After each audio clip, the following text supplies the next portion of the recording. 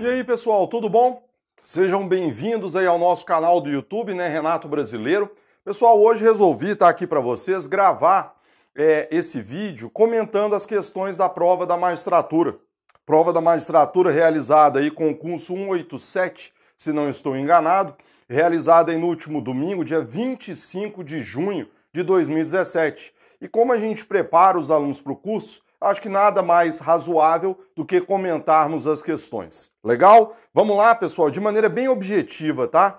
A questão de número 40, eu não sei qual é o modelo da prova, a versão que você tem, mas os enunciados são idênticos, muda apenas aí a ordem, tá? Pessoal, a prova da magistratura, como de costume, uma prova bem objetiva, bem tranquila, textos de lei, súmulas, nada muito complicado nessa primeira fase. Há, todavia, uma questão, vocês vão ver aqui comigo, a de número 47, que, a meu ver, o examinador errou e é uma questão passível de anulação porque há pelo menos duas respostas corretas para a mesma questão. Maravilha? Detalhe importante, pessoal, e a gente gosta de analisar a prova por isso, é a satisfação que nos dá de ver que tudo isso foi trabalhado. E o aluno sabe disso. O aluno que foi no nosso aulão presencial viu algumas questões sendo antecipadas. O aluno que fez o G7 por 7, então parece até brincadeira. A gente falou sobre pronúncia, falou sobre vários temas que foram cobrados aqui. Então, muito legal verificar que o trabalho está no caminho correto e que quem fez G7 jurídico aí nesse primeiro semestre deitou e rolou nessa prova. Vamos dar uma olhada? Olha só.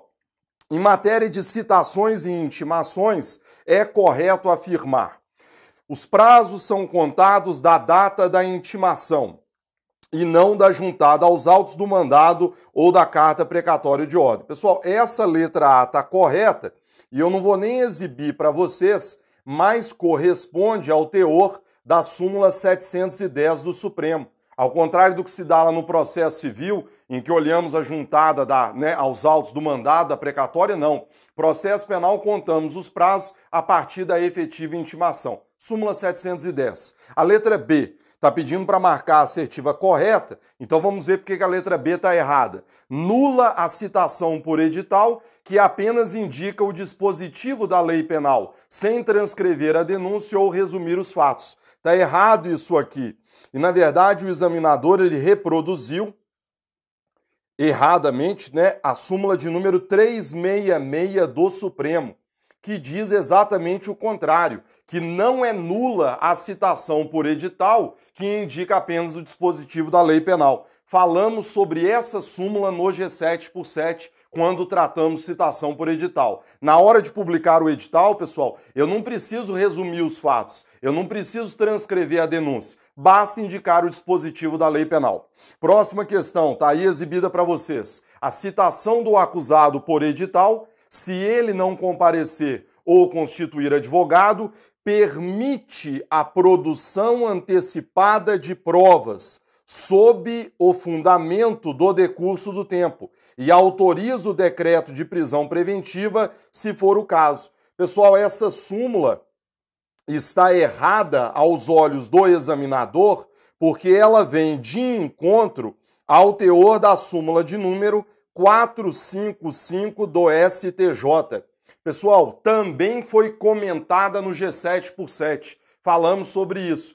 De acordo com a súmula 455 do STJ, o mero decurso do tempo não é fundamento razoável para se permitir a produção antecipada de provas, naquele caso lá do artigo 366 do CPP.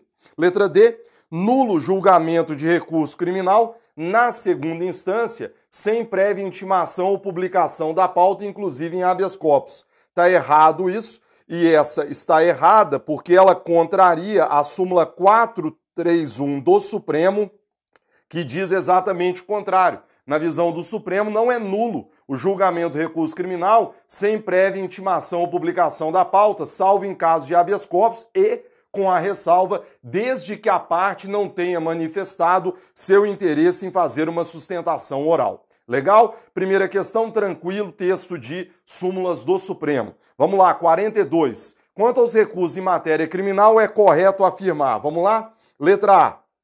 o efeito devolutivo da apelação contra decisões do júri não fica adstrito aos fundamentos da interposição.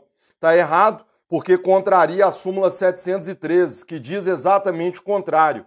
Quando você apela no júri, recurso de fundamentação vinculada, você tem que indicar qual é a hipótese, letra A, B, C ou D. E, na hora do julgamento dessa apelação, o tribunal fica adstrito aos fundamentos da sua interposição. Se eu apelei com base na letra A, por exemplo, nulidade posterior à pronúncia, o tribunal não pode dar provimento com base na letra D. Essa é que é a ideia. Vamos lá? Letra B de bola. A renúncia do réu ao direito de apelação, manifestada com ou sem a assistência do defensor, obsta o conhecimento da apelação por este interposta. Está errado, e está errado por quê? Porque contraria o que diz a súmula 705 do Supremo, que diz exatamente o contrário. Pessoal, lembre-se, no processo penal, tanto o acusado quanto seu defensor têm legitimidades autônomas para recorrer. Por isso que a súmula diz a renúncia ao réu, do réu ao direito de apelação sem assistência obsta o conhecimento? Não. Ainda que o réu tenha renunciado ao direito de recorrer, se seu defensor interpõe a apelação, esta deverá ser conhecida, porque o defensor tem essa legitimidade autônoma para recorrer no processo penal diante do bem jurídico em disputa. Então, letra B também está errada. Letra C. Não constitui nulidade a falta de intimação do denunciado para oferecer contra-razões ao recurso interposto da rejeição da denúncia, se nomeado defensor dativo para tanto. Pessoal, questão está errada, súmula de número 707 do Supremo. E essa aqui fiquei muito feliz, porque foi comentada no aulão presencial do G7 Jurídico. Pessoal, veja, você tem que intimar o denunciado para oferecer contra-razões. E tem que intimar por quê? Porque é dele o direito de constituir o advogado de sua confiança. E é óbvio que o acusado ele tem interesse na manutenção daquela decisão que rejeitou a peça acusatória. Por isso que antes de nomear um defensor dativo, o juiz é obrigado a intimar o acusado para constituir um defensor para apresentar contra-razões. Só pode nomear defensor dativo diante de eventual inércia do acusado devidamente intimado. Pessoal, letras A, B e C erradas, então sobrou mesmo a letra D. E de fato, pessoal, a letra D é a assertiva correta porque ela reproduz a súmula de número 709 do Supremo.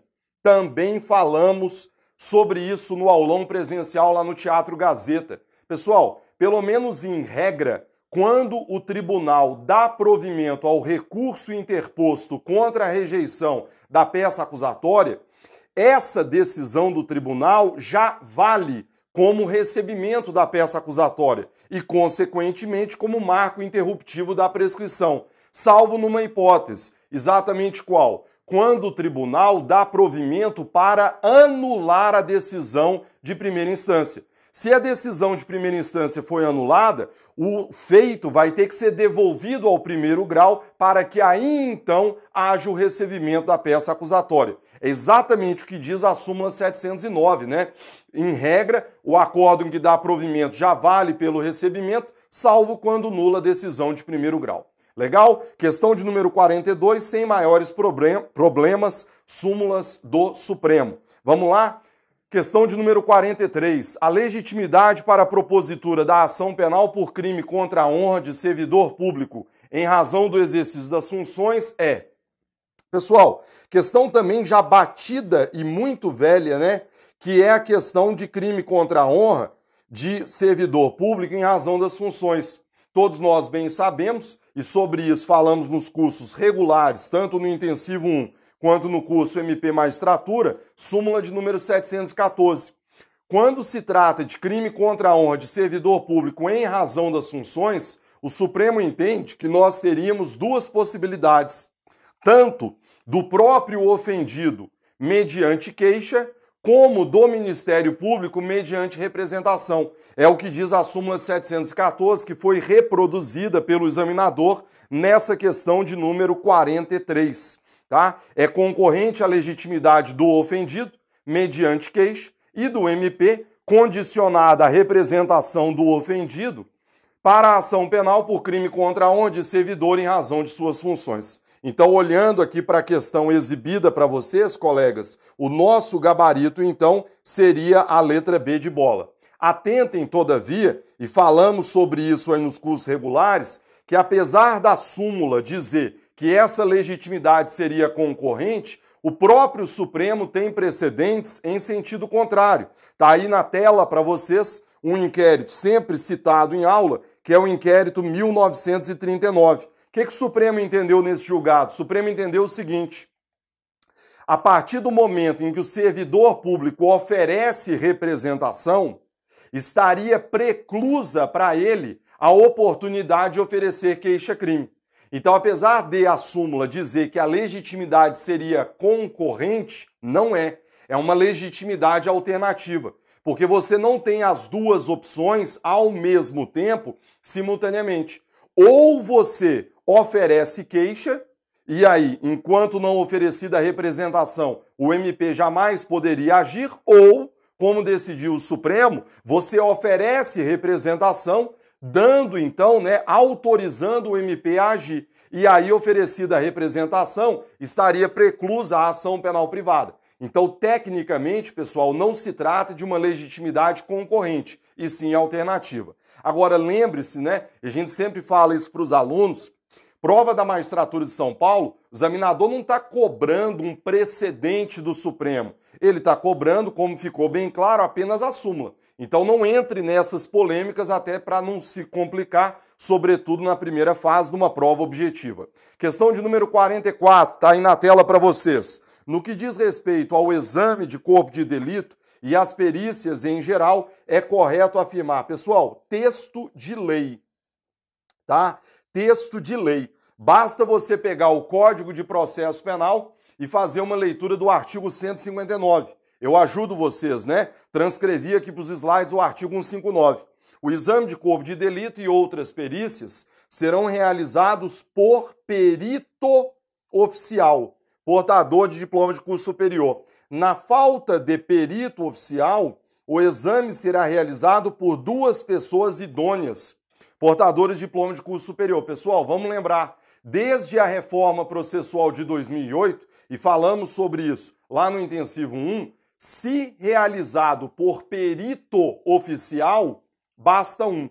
Se não houver perito oficial, aí eu preciso de dois peritos leigos, de dois peritos não oficiais. Tome cuidado, então, segura comigo, Charles. Tomem cuidado, então, com a súmula 361 do Supremo, porque a súmula diz: no processo penal é nulo o exame realizado por um só perito, considerando-se impedido o que tiver funcionado anteriormente na apreensão. Pessoal, essa súmula é antiga, 361, e ela precisa ser lida sob a ótica da nova redação do Código de Processo Penal. Então você deve ler: no processo penal é nulo o exame se realizado por um só perito não oficial. Tá claro isso? Porque diante da nova redação, se realizado por um perito oficial, não há falar em nulidade. Então essa súmula 361, pelo menos no que tange aos peritos oficiais, ela estaria superada, porque desde 2008, um único perito oficial já pode realizar o exame. Vamos continuar? Serão facultadas ao MP, ao assistente, para a formulação de quesitos e a indicação de assistente. O assistente técnico atuará a partir de sua admissão pelo juiz e, após a conclusão dos exames e elaboração do laudo pelos peritos, sendo as partes intimadas desta decisão. Parágrafo 5º. As partes podem, durante o processo judicial, requerer a oitiva dos peritos para esclarecer a prova ou responder a quesitos, desde que o mandado sejam encaminhados com antecedência mínima de 10 dias, podendo os peritos apresentar as respostas em laudo complementar. e também podem indicar assistentes técnicos, que poderão apresentar pareceres em prazo a ser fixado pelo juiz ou serem inquiridos em audiência. Então, pessoal, lido o artigo 159 e a súmula que trata dessa matéria, a gente volta para a questão, então, para matar ela aqui. Olha lá. No que diz respeito, então vamos lá, letra A. Será facultado ao MP, ao assistente, ao ofendido, ao querelante e ao acusado, a indicação de assistente técnico, vedada, porém, a formulação de quesitos. Está errada essa parte final aqui. Letra B. É permitido às partes, durante o curso do processo, requerer a oitiva dos peritos para esclarecer, paraná. Correto, né, pessoal? Acabamos de ler. É exatamente lá um dos incisos de um dos parágrafos do artigo 159 que acabamos de ler com vocês. Letra C. É nulo o exame realizado por um só perito, considerando-se impedido o que tiver funcionado anteriormente na diligência de apreensão. Como dissemos, pessoal, essa letra C está errada, súmula 361, porque desde o ano de 2008 não há falar em nulidade se o exame for realizado por apenas um perito oficial. A letra D, o assistente técnico atuará a partir de sua admissão pelo juiz, sempre antes da conclusão dos exames. O examinador trocou isso aqui, né? E elaboração do laudo pelo perito, sendo as partes intimadas. Na verdade, ele atua depois da conclusão dos exames e depois da elaboração do laudo. Então, essa questão tranquila, gabarito, letra B de bola, nessa versão de prova exibida para vocês. Próxima questão, fiquei muito feliz, porque foi trabalhada no G7x7, explicitamente. Falei, ó, vai cair pronúncia, porque prova da magistratura não dá para cair se não for pronúncia. Pessoal, vamos rapidamente lembrar. A pronúncia encerra um juízo de admissibilidade da acusação de um crime doloso contra a vida. Deve ser fundamentada? Sim, mas o juiz tem que se limitar a indicar a prova da existência do delito e também os indícios de autoria. Qual é o conteúdo da pronúncia? Falamos sobre isso.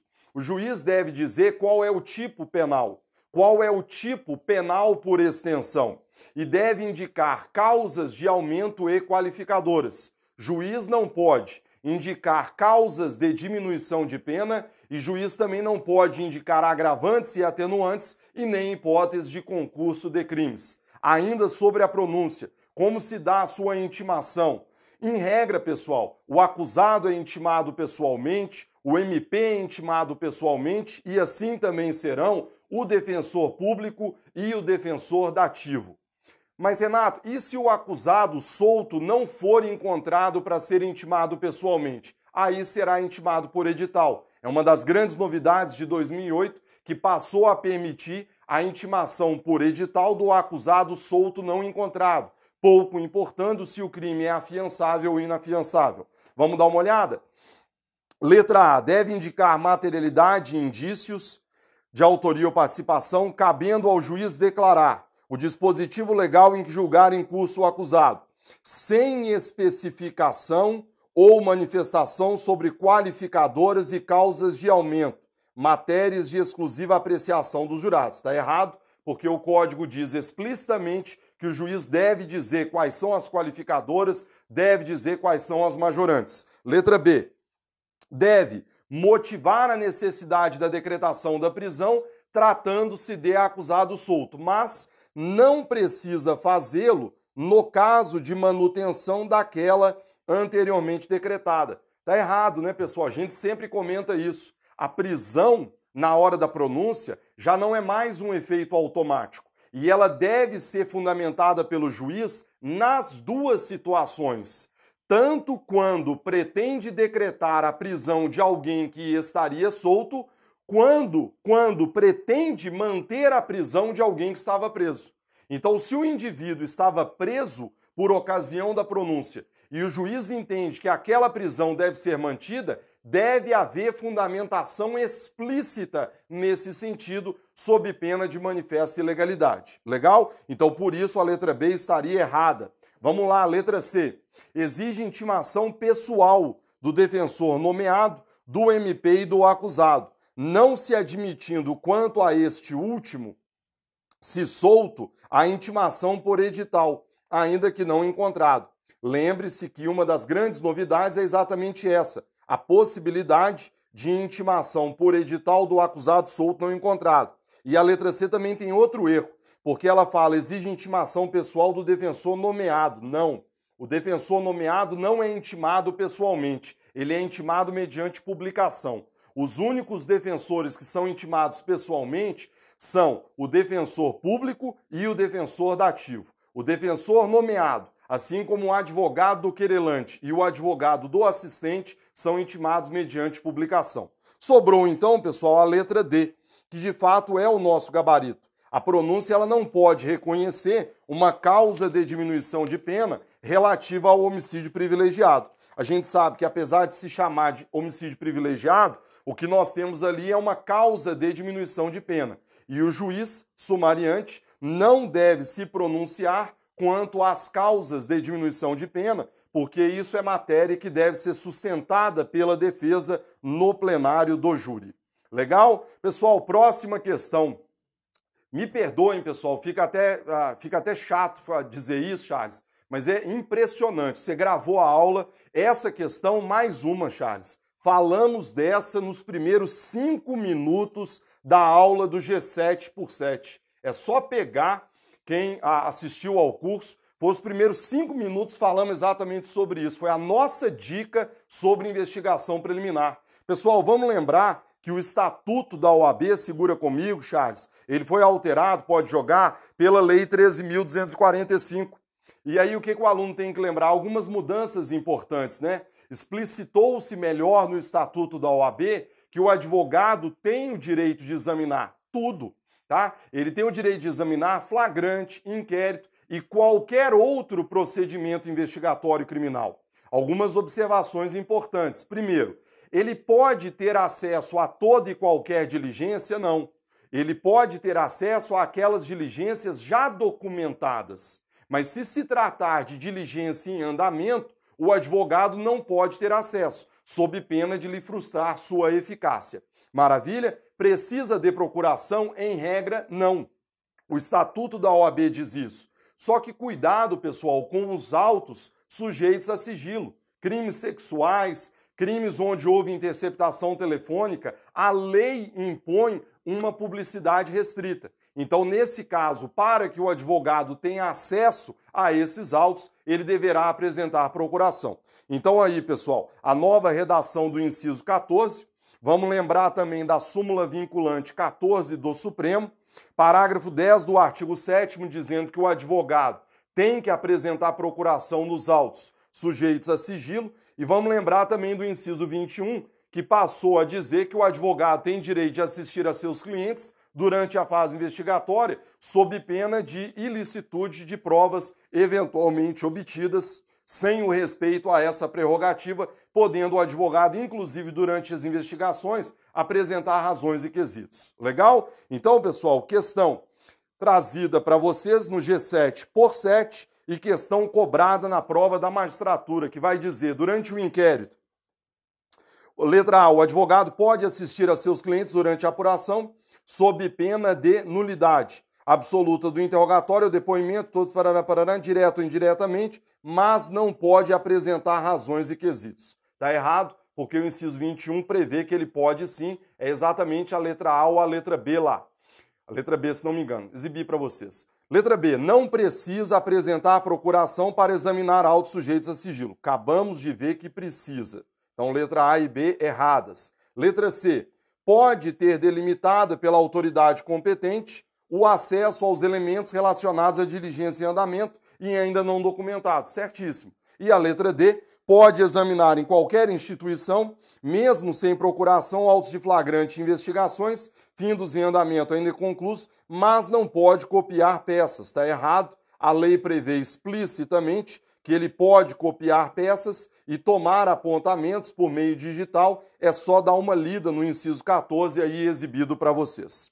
Maravilha? Pessoal, vamos em frente. Próxima questão da prova da magistratura de São Paulo. Deixa eu localizar aqui para vocês, número 47. Essa deu problema. Por quê? Porque na nossa humilde opinião, pessoal, e eu faço aqui como professor que sou e com um profundo respeito à banca examinadora, penso que há um erro nessa questão e eu vou explicar para vocês. No tocante aos sujeitos do processo, é correto afirmar. Então ele pede para marcar a assertiva correta. Eu já vou descartar as que estão erradas, tá bom? A letra B. A participação de membro do MP na fase investigatória acarreta o seu impedimento ou suspeição para oferecer denúncia. Pessoal, isso aqui está incorreto. É só você olhar a súmula 234 do STJ que diz exatamente o contrário. O fato de o MP ter atuado na fase investigatória não é causa de impedimento para que ele possa depois oferecer denúncia. Maravilha? Vamos em frente. Dá uma olhada comigo agora na letra D de dado. O juiz não poderá exercer jurisdição no processo em que tiver funcionado como juiz de outra instância, pronunciando-se de fato ou de direito sobre a questão. Pessoal, até aqui, perfeito, tá? O que está aqui colocado é uma reprodução do artigo 252, inciso 3, do Código de Processo Penal. Então, o que está em amarelo está lá no Código de Processo Penal, artigo 252, inciso 3. E aí depois vai dizer, mas não há nulidade no julgamento ulterior pelo júri com a participação do jurado que funcionou em julgamento anterior do mesmo processo. Pessoal, isso aqui está errado, porque o Código diz explicitamente que o jurado que participou de julgamento anterior do mesmo processo, ele não pode se vir como jurado num julgamento subsequente. Legal? Segura comigo, Charles, é texto de lei. Então, por isso que a letra D estaria errada, tá? Sobre o assunto, aliás, tá aí primeiro o artigo 252, inciso 3, e depois o artigo 449. Vejam, não pode se vir o jurado que tiver funcionado em julgamento anterior do mesmo processo, independentemente da causa determinante do julgamento posterior. Então, colegas, vejam, a letra B de bola e a letra D de dado estão erradas. Então, até aí, tranquilo. Legal. Aí você pergunta para mim, Renato, então qual é a assertiva correta? Quer ver o problema? Vamos dar uma olhada na letra A. A audiência poderá ser adiada se por motivo justificado o defensor não puder comparecer. A ele incumbindo provar o impedimento até a abertura do ato. Se não o fizer, o juiz deverá nomear defensor substituto, ainda que provisoriamente, ou só para o efeito do ato. Pessoal, a letra A, na minha opinião, ela está correta, porque, na verdade, ela reproduz o artigo 265, parágrafos 1º e 2º. Então, não há nenhum erro aqui, texto de lei. Dá uma olhada comigo, olha aí, está aí na tela para vocês. A audiência poderá ser adiada se, por motivo justificado, o defensor não puder comparecer. Incumbe ao defensor provar o impedimento até a abertura da audiência. Não o fazendo, o juiz não determinará o adiamento de ato, devendo nomear defensor substituto, ainda que provisoriamente ou só para o efeito do ato. Então percebam que a letra A, ela reproduz os parágrafos 1º e 2º do artigo 265, por isso, na nossa humilde opinião, está correta. Até aí tranquilo, mas olha o problema. O problema é a letra C. A letra C ela vai dizer o seguinte, o assistente será admitido enquanto não passar em julgado a sentença e receberá a causa no estado em que se achar. Pessoal, isso aqui está correto e é texto de lei, tá bom? Isso aqui consta do Código de Processo Penal, artigo de número 269, tá? Lembre-se que o assistente, ele nada mais é do que a vítima ou seus sucessores que se habilitam num processo em crime de ação penal pública. Então, olha o 269 aí, ó. O assistente será admitido enquanto não passar em julgado a sentença e receberá a causa no estado em que se achar. Então, até aí, pessoal, tranquilo, né? Enquanto não passar em julgado a sentença, é exatamente o que diz a letra C. Aí vem um problema, que é o que eu vou marcar aqui com vocês. Vamos ver qual cor que vai sobrar em verde. podendo recorrer, inclusive extraordinariamente, de decisão concessiva de habeas corpus. Isso aí está certo ou isso aí está errado? Pessoal, o examinador, certamente, ele deve ter concluído que isso estaria errado. Por quê? Porque ele leva em consideração uma súmula do Supremo, que é essa súmula aí exibida para vocês, súmula de número 208. O assistente do Ministério Público não pode recorrer extraordinariamente de decisão concessiva de habeas corpus. Então o examinador deve ter considerado aquela alínea errada, porque ela estaria contrariando os dizeres da súmula 208. Bom ou ruim? Ruim, né, pessoal? E ruim por quê? Porque sempre dissemos isso, aliás, no próprio canal do YouTube aí. Tem um vídeo, se você quiser só procurar, tem um vídeo falando sobre isso. A súmula 208, pessoal, operou-se no ano de 2011 o famoso overruling quanto a ela. Esta súmula está ultrapassada. E está ultrapassada por quê? Por conta da nova redação do artigo 311 do CPP, conferida pela Lei 12.403 de 2011. Pessoal, desde 2011, o Código passou a outorgar legitimidade ao assistente para requerer medidas cautelares. Está aí na tela, vejam. Em qualquer fase da investigação ou do processo, caberá a prisão preventiva decretada pelo juiz, de ofício no curso da ação ou a requerimento do MP, do querelante ou do assistente, ou por representação da autoridade policial. Pessoal, veja o problema. Artigo 311, ele dá, então, ao assistente essa legitimidade para requerer medidas cautelares. Logicamente, apenas durante o processo, porque o assistente só existe durante a fase processual. Meus amigos, se o assistente tem legitimidade para requerer medidas cautelares, é óbvio, então, que doravante ele pode recorrer extraordinariamente contra uma eventual decisão concessiva de habeas corpus. E eu te dou um exemplo muito simples.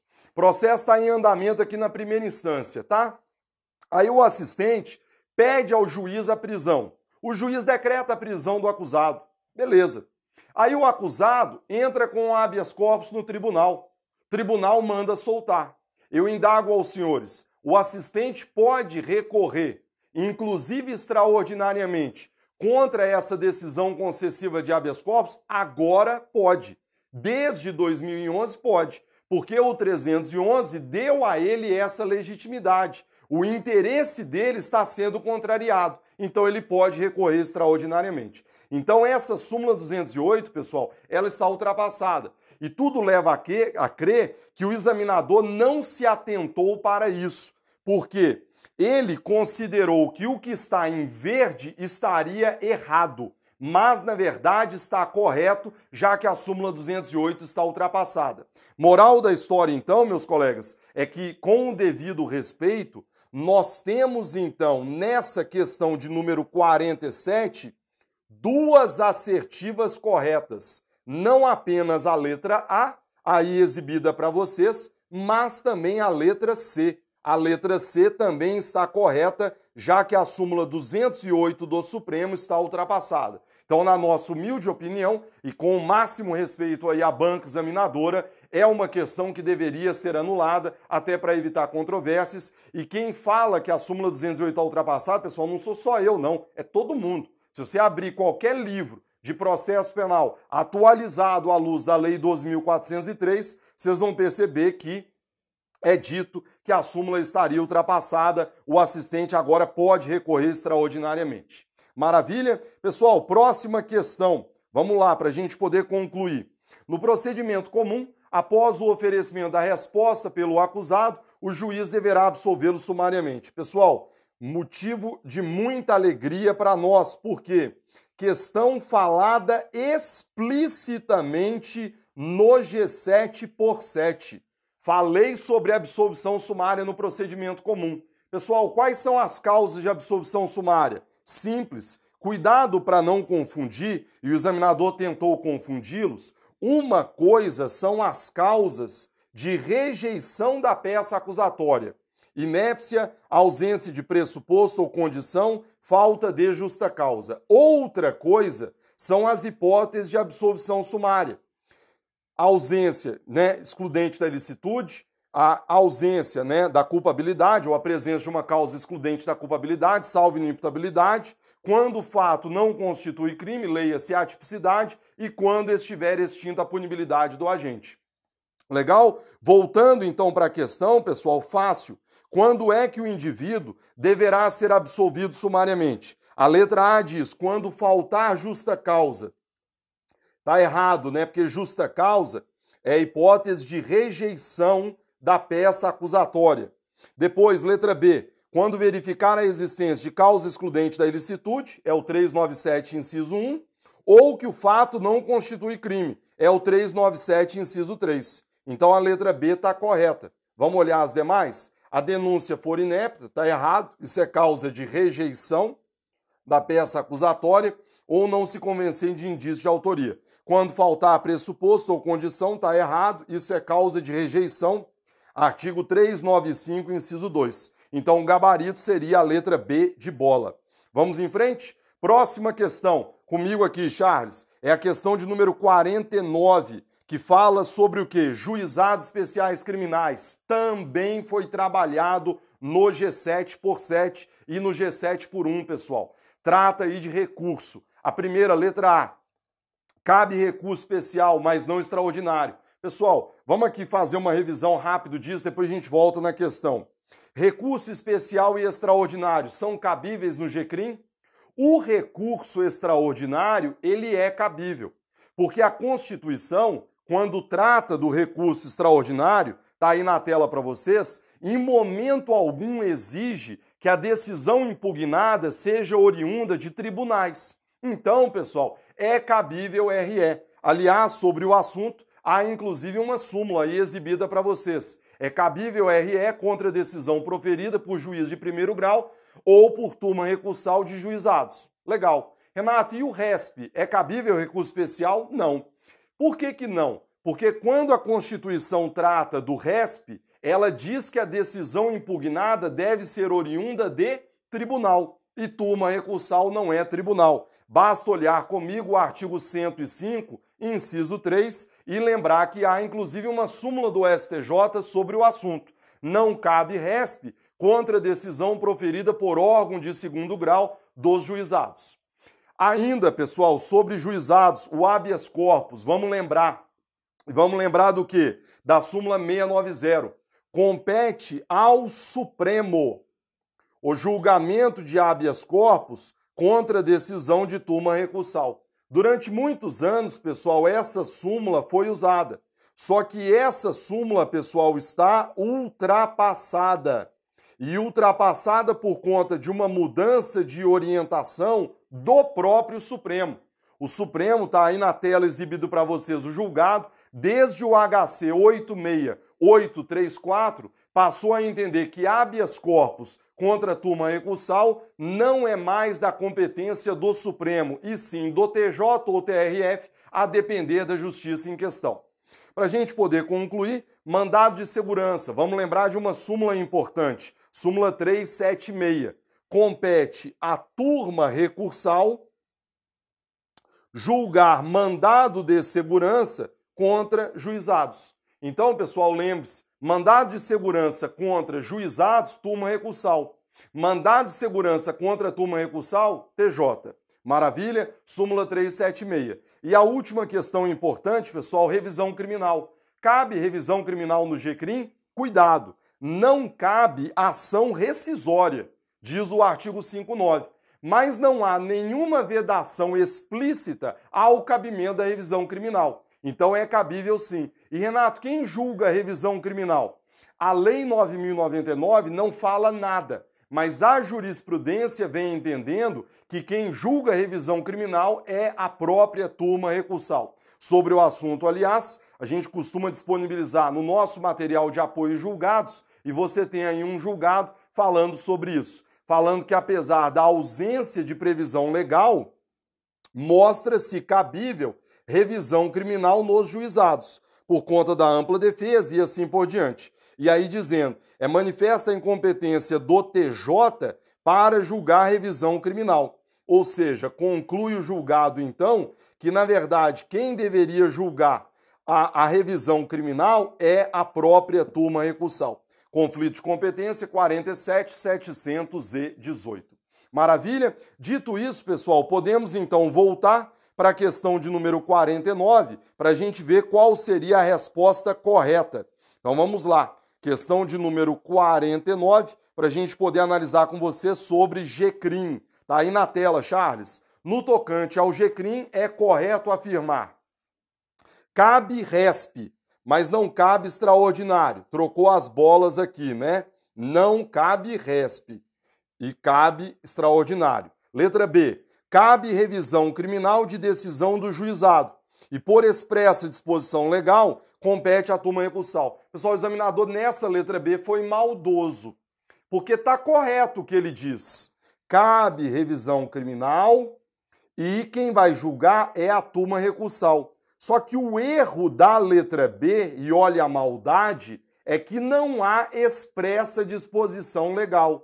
A Lei 9.099 não fala explicitamente sobre isso, como, aliás, inclusive exibido para vocês no julgado lá do STJ. Então, um erro sutil que, às vezes, na pressa, o aluno acaba escorregando na pegadinha aqui. Letra C, vamos dar uma olhada, compete ao Supremo, está ultrapassado isso, né? Já vimos aí a súmula 690.